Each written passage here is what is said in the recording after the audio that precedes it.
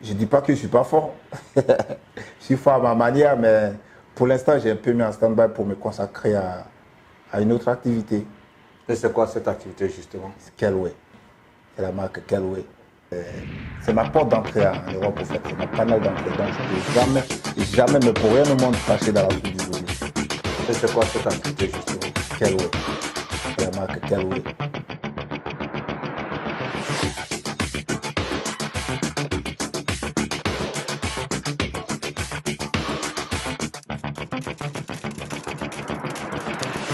Vous savez, avant que je rentre dans le Zouglou, après mon passage à Odiéné, j'ai été vendeur de friperie pendant 12 ans. Ouais, j'ai vendu de la fripe parce que quand je suis revenu à Abidjan, je vendais de la fripe à la gare routière, boulevard Nanga Bourgois. Après, on s'est retrouvé à Djamé Liberté. Après, je suis allé créer ma base avec mes vieux pères à Mans. Et c'est à Mans que j'intègre réellement mon premier groupe à Royaume. Après, je laisse ce business-là et puis je vais à Boaké dans le but de trouver un producteur. Parce que au quartier, j'ai mon petit bonnet au quartier qui me soutient, ils sont à fond. Ils disent non, gars, tu es trop fort, tu peux faire un album et tout. Donc, j'avais toute cette confiance. J'ai dit, bah, je vais me lancer. Je laisse mon activité de Blackis, il me retrouve à Boaké.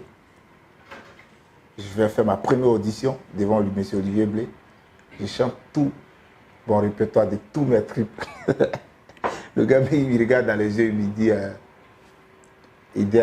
en lui manager, c'est lui qui était mon manager à cette époque. Demandez en lui, qu'on salue au passage. Hein. Il dit non. Tu as été aussi manager, je crois, de Joël C. De Joël C, au départ, Génération Positive. Okay. Il dit non, ton poulain n'est pas prêt. Il faut qu'il aille bosser encore. Je me retourne en main. Il faut que je remonte la pente de mon business. C'est compliqué. Ouais, jusqu'à après des années. On revient devant le même Olivier Blé. Je sors le premier couplet. Le refrain, le deuxième couplet, il dit non, c'est bon, le petit est prêt maintenant. On peut l'enregistrer. Et c'est comme ça, il est parti, il prend mon cas. Et je vous fais une confidence sur ce plateau. Quand Prends mon cas, il sort, c'est-à-dire il ne sort pas encore, Prends mon cas, on a fini de l'enregistrer et tout. On va déposer notre. À cette époque, c'est les DAT. C'est ça. On va déposer le DAT chez M. Claude Bassolé, à Showbiz. Prend notre DAT, il met dans son tiroir. Il y a Kunta Cisco, il y a les marabouts, il y a les mercenaires, ça cartonne. Notre truc qui ne sort pas. 2 mois, 3 mois, aucune nouvelle. Et un jour, vu que c'est M. Alain Sawaya qui avait mixé, que je salue des passages ce monsieur avec grand respect, qui avait fait les mix, c'est lui qui a mis les squats dans le son et tout. Il a passé le son à son émission Dimanche Tonique. Les DJ à Makori, ils ont récupéré sur le canal de l'émission. Ils ont récupéré, ils ont fait des samples, ça tourne en boucle. Et c'est là un grand frère qui m'a beaucoup soutenu aussi, lorsqu'on est venu de Boaké, Joss Mendos. Il récupère le son, il va voir monsieur Franck Danon, qui était à l'époque le producteur et manager de Molière. Il va voir Franck Danon. Et il était producteur et directeur des publications, un truc comme ça. Directeur artistique chez Jack Music. Voilà. Ouais. Il va voir monsieur Franck Danon, il dit, écoute, ce son-là, je connais le manager et son artiste, mais c'est un son qui cartonne actuellement dans notre zone. Ils ont fini, ça fait près de 5 mois, ça ne sort pas. Il faut récupérer, tu vas le sortir. Il écoute, il appelle mon manager. Il dit, est-ce qu'on peut se croiser autour? Mon manager me prend, on va à Jat. On discute, il dit, votre son là, il m'intéresse, il veut le sortir. À ce moment, il est en pleine promo de L'amour, c'est pas forcé de Molière. On lui explique la situation, il dit, c'est pas grave, je vais m'arranger avec Claude et puis on va prendre l'album. Et c'est comme ça, on a fait venir mon producteur, M. Ousmane Sissavané, que je salue du passage. Il va voir Claude, il négocie, et puis il remet la bande. Quand M. Claude Bassola a remis la bande, Franck Danon n'a pas attendu une semaine, il a dit, après demain on sort le truc. Ça y est, le truc est sur le marché, il a cartonné. Et 17 ans après, c'est-à-dire l'année dernière, c'est l'année dernière là, chaque fois je vais au pays, à chaque fois je vais au pays, je demande après des nouvelles de M. Alain Sawaya pour, ne serait-ce que lui dire merci. Lui dire merci parce que cette reconnaissance, je lui dois, c'est grâce à lui que mon son a pu traverser l'autre côté de la lagune pour que ça prenne toute l'étendue du territoire pour que je sois en Europe. Donc, je cherche à avoir de ces nouvelles. Jusqu'à l'année dernière, il y a un grand frère qui fait un article sur M. Alain Sawaya, il met sur Facebook. Je vois l'article. Je rentre dans l'inbox du mec. J'échange avec lui, il dit comment ça s'est fait, tu le connais? Je dis ce monsieur, je lui dois beaucoup. J'ai besoin de son numéro pour lui dire merci. Et je lui explique l'histoire. Il dit reste à l'écoute. Il appelle le gars, il dit si tu connais tel artiste. Il dit ouais, le nom me dit quelque chose. Et puis il fredonne la chanson, il dit oui, je me rappelle de lui. Donne-lui mon numéro. Quand je l'ai appelé, mais j'étais en pleurs. Tellement j'étais ému. J'étais ému. J'ai promis de le rencontrer mon prochain voyage en Côte d'Ivoire. Il me dit qu'il est là, il est en vie, il est à Bassam, il est rentré dans d'autres business et tout. Et je suis en contact avec lui, ça me fait tellement plaisir. Ce monsieur a contribué à ce que je suis aujourd'hui. Voilà. Très très belle histoire. Voilà. Beaucoup d'émotions, des noms que tu as évoqués, Ousmane Sissavané, Franck Danon, Alain Sawaya et bien d'autres acteurs du showbiz qui ont concouru en tout cas à ton succès. Et c'est une très belle marque de reconnaissance de pouvoir les évoquer comme ça lors de cette interview. C'est clair que tout à l'heure on parlait justement de la Makelwe qui est née du fait que toi tu étais dans la bande de Fripéry. Mais au-delà d'être promoteur de la Makelwe depuis maintenant plus de 7 ans, est-ce quelle est ton activité en Europe qui te permet toi de tenir et de pouvoir avancer? Je suis salarié. Je suis salarié dans une boîte sanitaire. Ça fait maintenant 11 ans. Et voilà, ça permet que j'arrive à couvrir mes charges. Et quand tu dis une boîte sanitaire, c'est quoi? Quel est ton métier? Quel est le métier que tu fais? Je suis ambulancier. Ah, tu es ambulancier? Ouais. Waouh. Ouais, je suis ambulancier. Même là, j'ai le taf là. Tu as vécu la crise du Covid alors du coup? J'ai été un patient du Covid. J'ai chopé le Covid dans ses débuts, c'est-à-dire une semaine avant que M. Emmanuel Macron ne décrète le confinement en 2020. C'est quoi, c'est en mars 2020 qu'il a décrété? Ouais, le premier confinement c'était en mars 2020, oui. Donc au mois de février, j'ai fait 20 jours à la maison. J'ai pensé que j'allais plus marcher. Pour dire que le corona, il rigole pas les gars. Voilà. Peut-être qu'aujourd'hui on peut prendre pour s'amuser un peu, pour dire bon, on s'en fout. Moi j'ai été patient du corona, ça m'a chicoté comme il se devait. Mais aujourd'hui ça va. Donc toi j'ai eu des patients en cas Covid, des patients cas Covid qui sont malheureusement partis, qui sont plus de ce monde, qui ont été fauchés par le corona. De la carrière d'artiste Zouglou, tu te retrouves aujourd'hui dans l'univers de la santé. Comment est-ce que tu vis cette reconversion?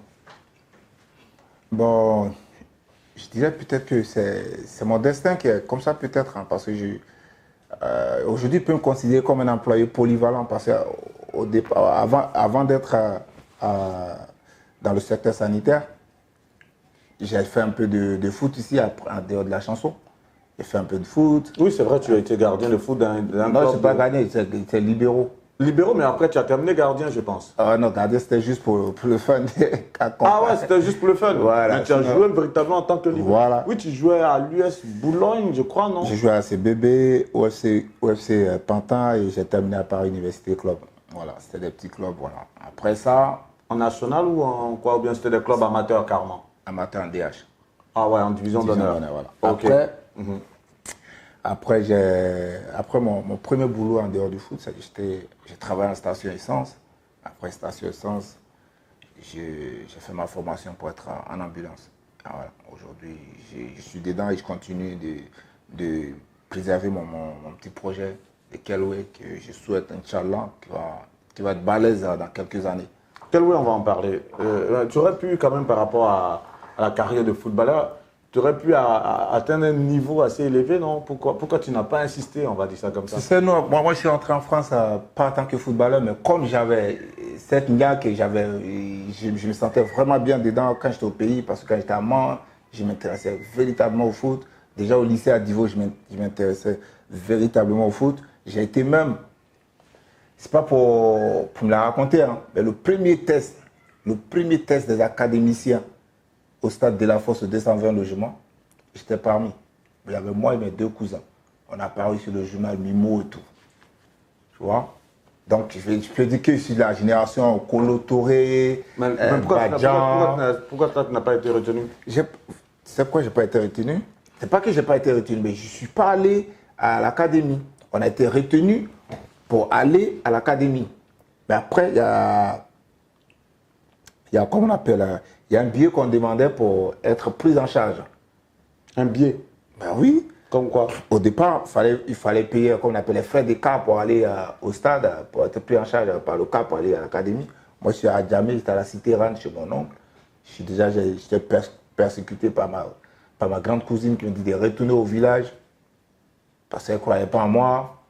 Du jour au lendemain, je me retrouve à la gare routière en train de dormir au marché. Donc, je n'ai pas eu ce soutien-là, en fait.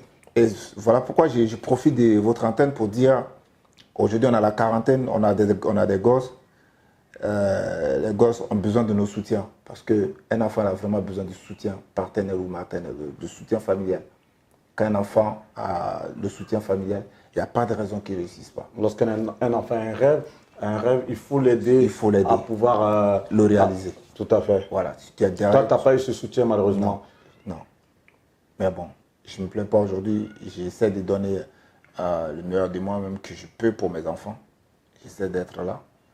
Même si je ne suis pas toujours là, je suis parti par rapport à mes activités, mais je me donne le temps d'être là. Mais ça va quand même que tu es allé à un test où tu es retenu de par ton talent. Reste simplement à payer les frais d'inscription, les frais de car, et que tu n'y arrives pas. Et que des années après, tu vois des personnes de ta génération, justement, tu parlais de Kolo Touré, de Badjan, je crois, enfin, qui d'autres encore, la première génération des académiciens et autres. Tony, quand tu vois, Tony Coutouin, ouais, Nancho, quand tu vois toute cette génération-là, avec le succès qu'ils ont connu, tant financièrement, socialement, médiatiquement. C'est clair. Qu'est-ce que ça te laisse comme sentiment? Bon, moi, tu sais, comme je dis, je suis le mec easy, je prends toujours tout dans le bon sens. Je me dis, c'est Dieu qui n'a pas voulu. Il a voulu que je passe par un autre canal. J'essaie de positiver, de relativiser un peu. Rester toujours positif. Je ne suis pas passé par là pour être connu. Je suis passé par un autre canal. Aujourd'hui, on me connaît, je mène ma petite vie. Tranquille, ça va.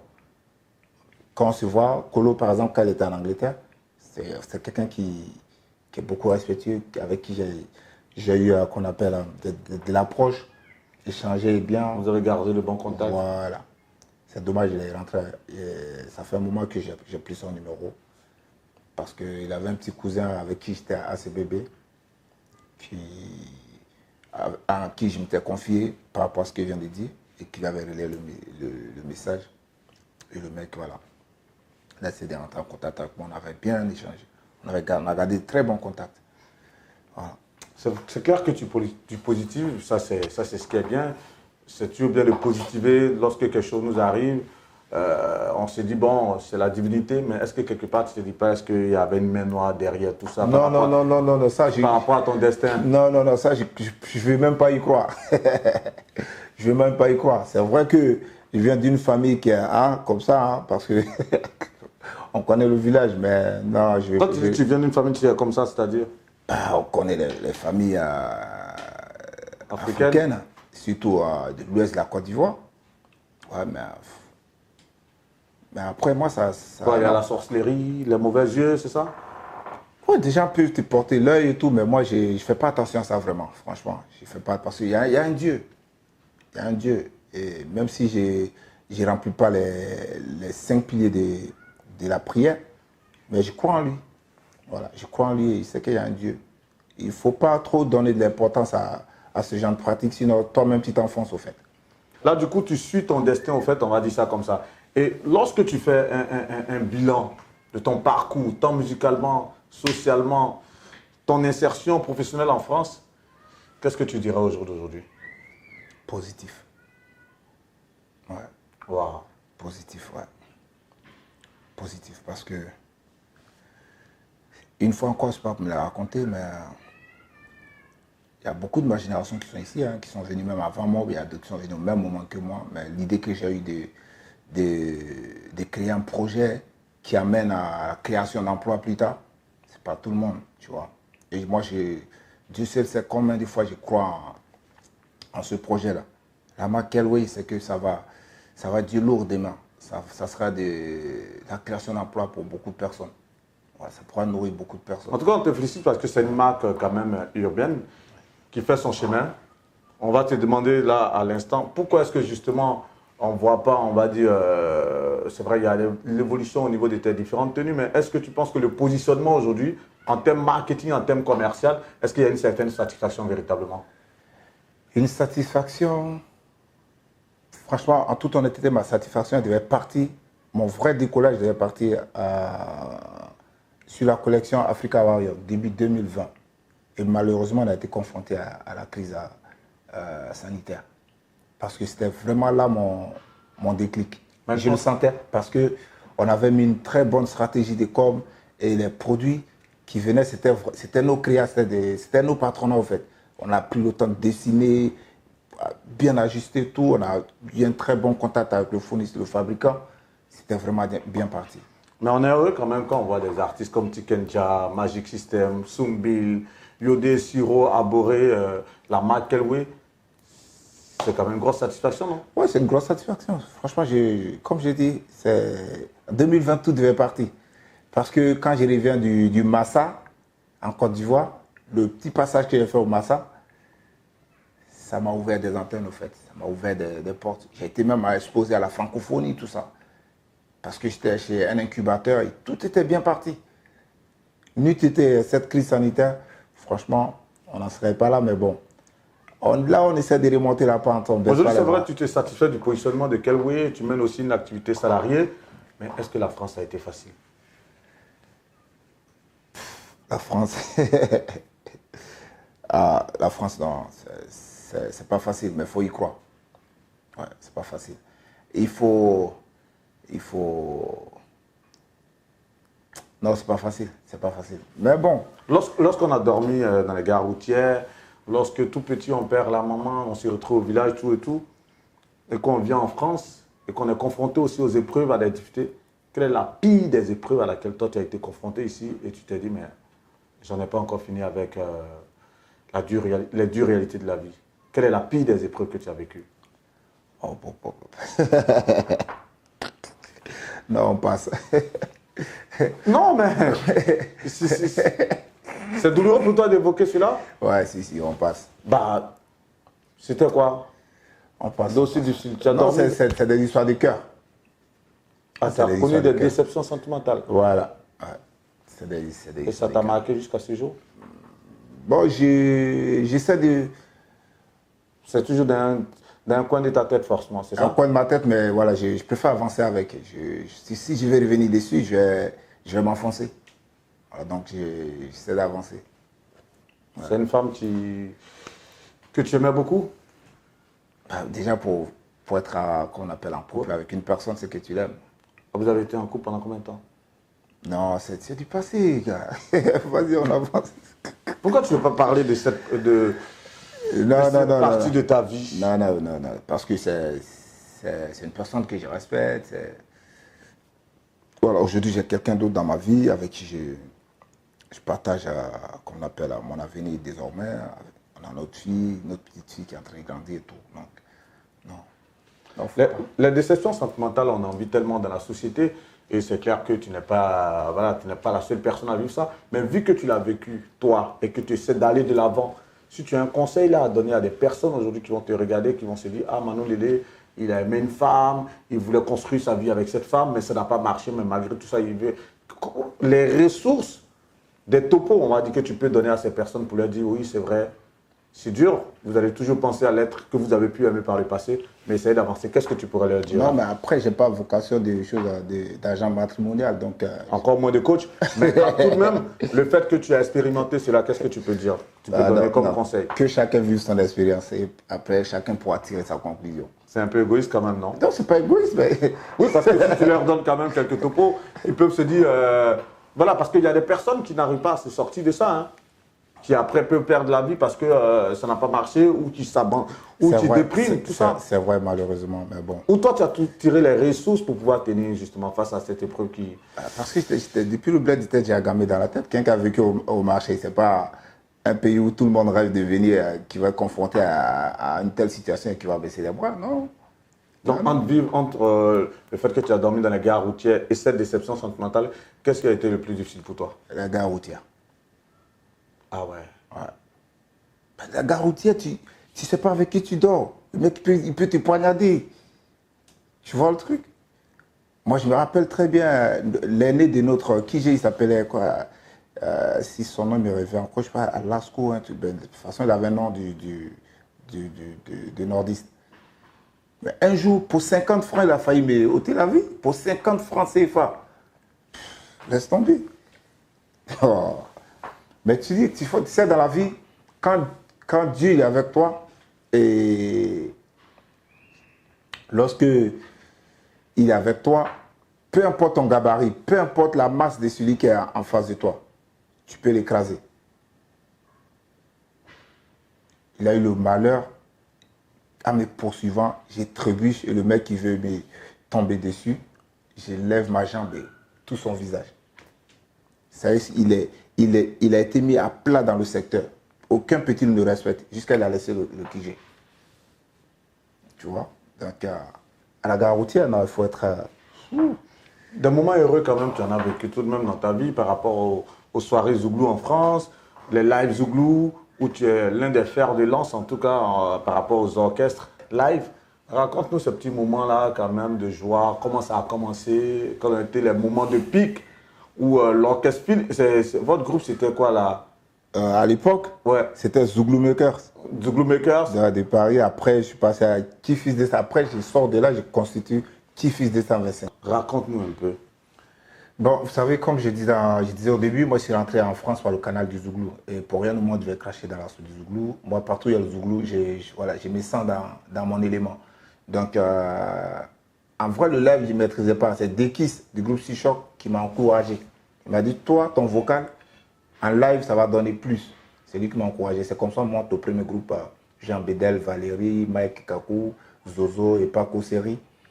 Et après, voilà, c'est le business. Hein. C'est vrai, on donne de la joie, derrière, on donne du plaisir aux gens. Nous-mêmes, on prend du plaisir et derrière, on a ça, quoi. Donc ça fait qu'on s'est séparés. Le premier groupe, il s'est cassé. Et je monte un autre groupe qui est Tifis 225. Là, Dieu nous a donné la force, on a pris le monopole en Europe. Ouais. Eux, l'autre partie de mon premier orchestre était composé de musiciens. Musicalement, ils étaient prêts. C'était à moi de trouver des icônes pour qu'on fasse monter qu'on appelle le Mercure.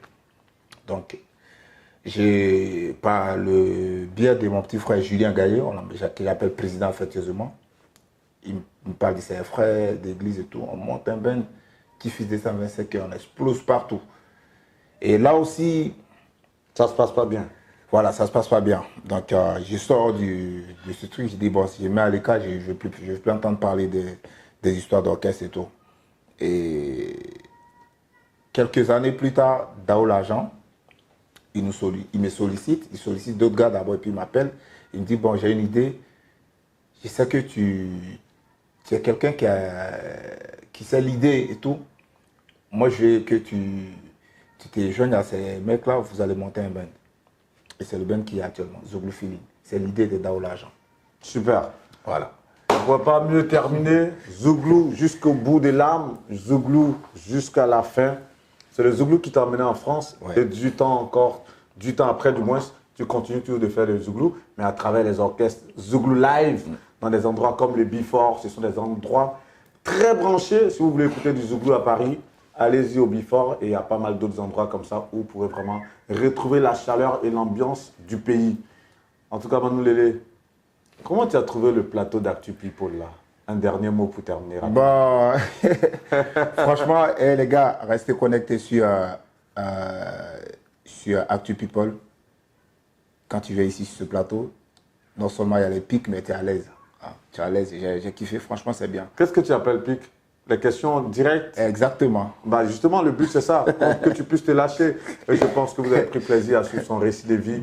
Notre invité de ce jour, c'était Manu Lélé, artiste zouglou, qui vit en France depuis maintenant 18 ans et qui, malgré même péripéties existentielles, a su tenir. Et comme il a dit tout à l'heure, il continue d'avancer. Avançons, c'est le maître mot. Que Dieu vous garde. C'était Guillaume Vergès. Au revoir.